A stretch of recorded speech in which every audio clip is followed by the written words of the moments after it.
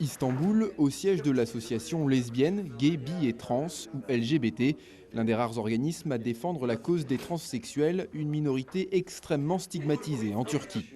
Car si quelques-unes d'entre elles arrivent à faire carrière dans le show business, elles sont dans l'immense majorité condamnées à se prostituer pour gagner leur vie. On est dans une société un peu hypocrite. On applaudit ceux qui sont sur la scène et on jette des pierres à ceux qui sont dans la rue. On va coucher avec toi dans la chambre et être plein de prévenance, mais on va t'insulter quand on te croise dans la rue. Insultes, violences, les crimes de haine sont courants.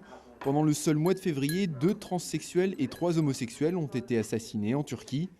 Ece a changé de sexe en 1988, elle se prostitue depuis.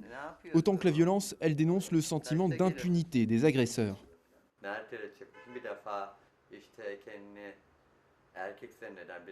À l'époque, je travaillais dans le quartier de Merter. 2 types m'ont enlevé et m'ont violée. Si tu es une prostituée ou un travesti, pour eux, ça veut dire que tu mérites de te faire violer. Et le juge va dire, de toute façon, avec un métier pareil,